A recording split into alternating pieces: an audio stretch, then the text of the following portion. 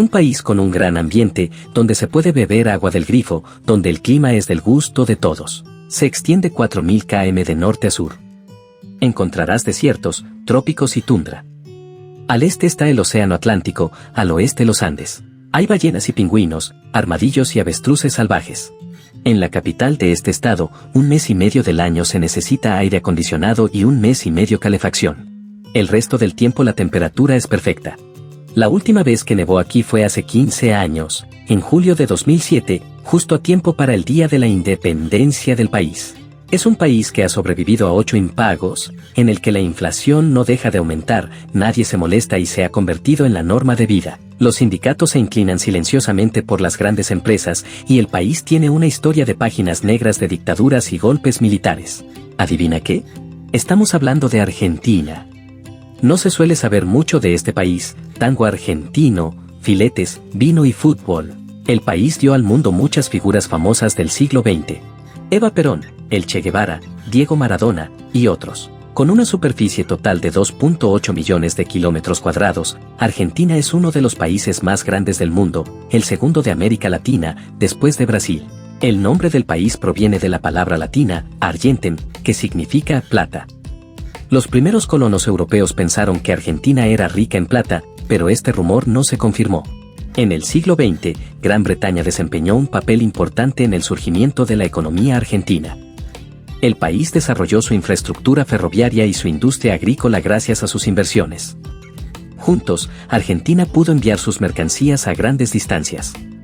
Los británicos, por su parte, veían en Argentina el centro de su influencia en el continente y la forma de abastecer a los países de la Commonwealth británica con productos agrícolas baratos. En la actualidad, Argentina destaca entre los países latinoamericanos por su nivel relativamente alto de agricultura, que no solo satisface sus propias necesidades alimentarias, sino que también se exporta en grandes cantidades. Las tierras agrícolas cubren 138 millones de hectáreas en el país, pero solo 1/5 parte se cultiva. El resto son praderas y pastos.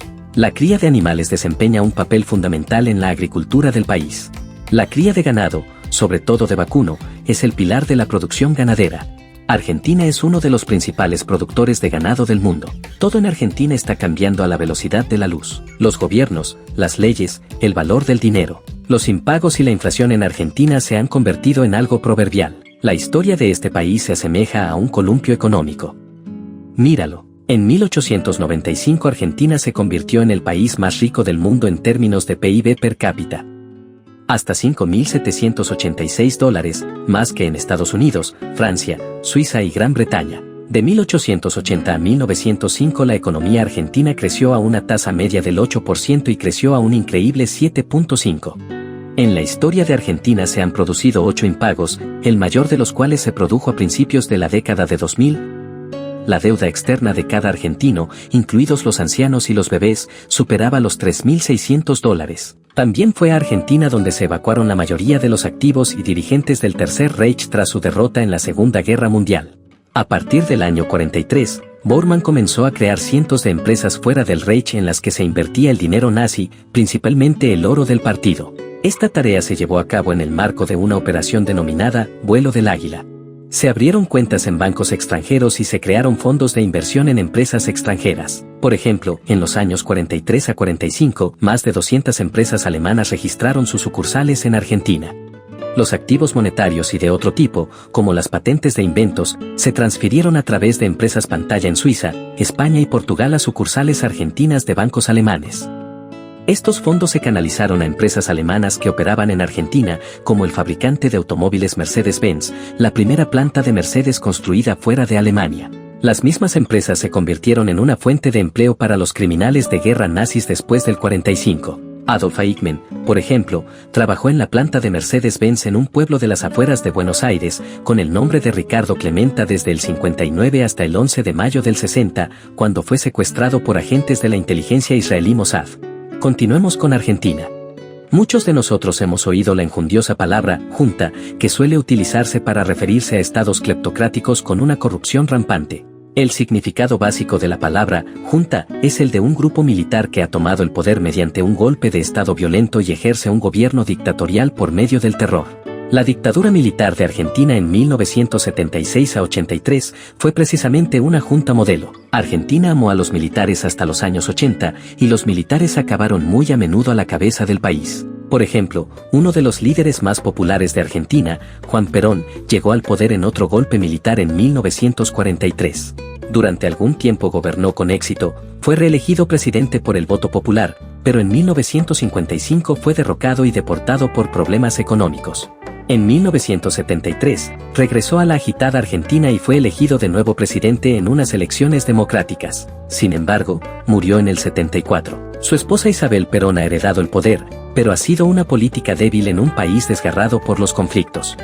Diversas organizaciones revolucionarias y grupos paramilitares lucharon entre sí y con el gobierno por el poder y la influencia. Los intentos de golpe de Estado, los atentados terroristas, los secuestros y los enfrentamientos armados eran habituales en Argentina a mediados de la década de 1970. El 24 de marzo del 76, todas las emisiones habituales de televisión y radio cesaron repentinamente y fueron sustituidas por una marcha militar, seguida de un discurso a los argentinos. Se les dijo que las autoridades estaban ahora bajo el control de los militares y que los ciudadanos debían obedecer estrictamente las exigencias del ejército, la policía y otros servicios de seguridad. Se inició un periodo que posteriormente se denominó Guerra Sucia. Los propios dirigentes argentinos se refirieron a los años 1976 a 83 como el proceso de reorganización nacional. La mayoría de los argentinos acogieron con entusiasmo la llegada de los militares al poder. La junta puso fin a la escalada del conflicto civil. Los nuevos gobernantes anunciaron un programa de renacimiento nacional.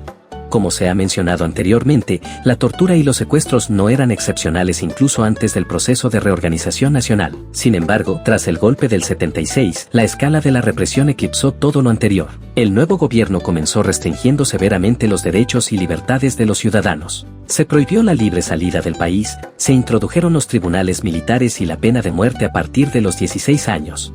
Oficialmente, todo esto se anunció como una medida contra la amenaza comunista y los simpatizantes comunistas. En realidad, cualquier persona cuyas opiniones difieran de la ideología oficial del gobierno se convierte en un enemigo. Ya en la noche del golpe desaparecieron cientos de trabajadores, estudiantes y activistas políticos y sindicales. Se prestó especial atención a los jóvenes que participaban en acciones políticas y que se consideraban poco fiables y perdidos para el país. Por ejemplo, poco antes del golpe de Estado en La Plata, los escolares y estudiantes locales hicieron una exitosa campaña para conseguir un descuento en los abonos de transporte público para los estudiantes. En la noche del 16 al 17 de septiembre del 1976, unos hombres enmascarados se acercaron a los escolares más activos. Los dos adolescentes solo tenían 16 años. Fueron golpeados en el acto y llevados con los ojos vendados al centro clandestino de Arana, en La Plata, sin permitirles vestirse. La intimidación de la población se convirtió en una rutina. Se realizaron redadas policiales en casas seleccionadas al azar. La policía o los militares podían parar cualquier coche, golpear a los pasajeros y dejarlos ir sin ninguna explicación. Y si una persona era sospechosa de tener opiniones de izquierdas, estaba literalmente condenada. Uno de los episodios más terribles de la lucha contra los enemigos del país fueron los llamados vuelos de la muerte. A los presos se les dijo que serían trasladados a un hospital después de una prolongada tortura e inanición. A veces se inyectaba a las víctimas con sustancias fuertes mientras estaban en tierra, otras veces ya en vuelo y luego se arrojaban los cuerpos desde aviones y helicópteros al océano. En el vuelo suelen participar 2 pilotos, 3 oficiales y un médico. Así se ven los aviones más utilizados en los vuelos de la muerte. En 2013, 68 de los implicados en los vuelos acabaron en el banquillo de los acusados por el asesinato de casi 800 ciudadanos argentinos. 29 de ellos fueron condenados a cadena perpetua, 19 a penas de entre 8 y 25 años de prisión, y el resto fueron absueltos. Se han celebrado juicios similares desde el año 85. Durante uno de estos juicios, el acusado Alfredo Astiz, un ex capitán de tercer rango de las Fuerzas Especiales de la Armada Argentina, gritó: "Nunca me disculparé por defender a mi patria". Se utilizaron técnicas tradicionales, como los grandes eventos deportivos, para reunir a la población. Argentina organizó una victoriosa Copa Mundial de la FIFA en 1978. Los militares no eludieron la conquista de los territorios nativos argentinos. En abril de 1982, Argentina invadió las Islas Malvinas, de propiedad británica. La guerra duró 2 meses y medio y terminó con la derrota de Argentina. Sin embargo, Argentina sigue considerándolos como propios. Las calles y los estadios llevan nombres de islas y hay carteles en la carretera que dicen que las Malvinas serán argentinas. Ni se te ocurra pronunciar la palabra Falklands o cuestionar su propiedad en Argentina, las consecuencias pueden ser nefastas. Pero, es hora de volver a la vida en la Argentina moderna. En el ámbito económico aquí, además del empresario y el trabajador, también hay sindicatos muy fuertes. El Estado no quita el negocio, pero lo regula muy fuertemente. El trabajador tiene más derechos que el empresario. Es casi imposible despedir a una persona. Aquí no se quita el negocio, no se aprieta con las inspecciones. Pero si se trata de una gran empresa, no compite tanto con otras empresas como con los sindicatos. Pueden decir, este año van a subir los salarios un 50%.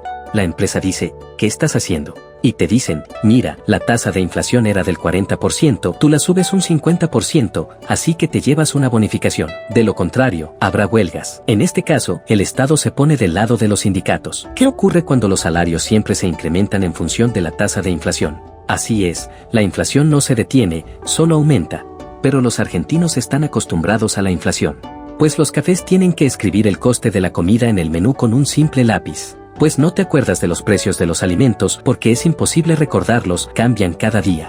Pero si sus ingresos son en dólares, no se preocupe en absoluto.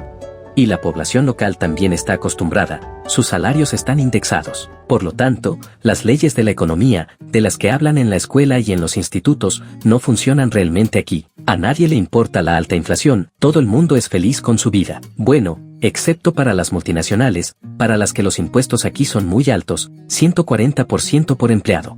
Al mismo tiempo, los impuestos son bajos para los pequeños empresarios. Un empresario individual solo paga el 9%. Por supuesto, aquí no hay IKEA ni H&M. Pero Argentina tiene sus propias fábricas de teléfonos LG y Samsung, sus propias plantas de ensamblaje de coches, televisores, etc. Servicios sociales gratuitos, medios de comunicación independientes, un poder judicial totalmente independiente, una moneda nacional muy inestable. Es una forma de vida aquí, es el peronismo. Además, la Constitución argentina establece que todo ciudadano tiene derecho a la asistencia sanitaria y a la educación gratuitas. Y, lo que es más importante, existe un artículo especial 20 de la Constitución, según el cual los extranjeros en el país tienen los mismos derechos que los ciudadanos. Al fin y al cabo, todo el mundo en Argentina solía ser un emigrante. Por lo tanto, los recién llegados no tienen ninguna restricción, pueden sentirse como argentinos de pleno derecho, y es relativamente fácil conseguir la ciudadanía. En consecuencia, la medicina gratuita, incluso para los turistas extranjeros, está muy solicitada. Tanto el tratamiento del cáncer como la sustitución del riñón es gratis. Imagínate, los jóvenes de la India vienen a menudo aquí, para recibir tratamiento gratuito contra el VIH. Otra ventaja, la educación gratuita, también para los extranjeros. Desde el jardín de infancia hasta la universidad. Cuando vienes a Argentina, puedes ir directamente a cualquier universidad. En los países vecinos, Brasil, Chile, Colombia, la educación es muy cara. Por eso mucha gente viene aquí, alquila un buen alojamiento y recibe la mejor educación, especialmente la médica. Imagínese que es más barato para los padres que pagar la educación de sus hijos en su propio país. Las universidades son muy buenas. La Universidad de Buenos Aires está más arriba en las clasificaciones de muchas universidades dignas. Cualquiera puede solicitarlo y aceptan a todo el mundo, incluidos los extranjeros, pero no todos pueden graduarse. Al graduarse, solo queda un pequeño porcentaje, los que realmente estudian. La competencia aquí no es en la fase de admisión, sino en la fase de formación. El argumento de que Argentina es un país muy peligroso se cita a menudo como una desventaja. Sí, es más peligroso que Europa, pero la gente de aquí tampoco es europea. Saben muy bien cómo comportarse en zonas inseguras y en qué casos es mejor cruzar la carretera. Sí, aquí hay más robos que en los países europeos. Pero no te matarán, solo te robarán y huirán. Y no hace mucho, en 2019, pusieron cámaras con reconocimiento facial en la capital. En sus primeras 8 horas de operación, capturaron a 7 delincuentes buscados. En las zonas urbanas estas cámaras están ahora en todas partes y realmente funcionan. Argentina está considerada actualmente como uno de los países más seguros de Sudamérica. Así es Argentina, insólita y contradictoria. Escribe en los comentarios y dinos lo que piensas. Gracias por vernos y nos vemos en otra edición de Sedición.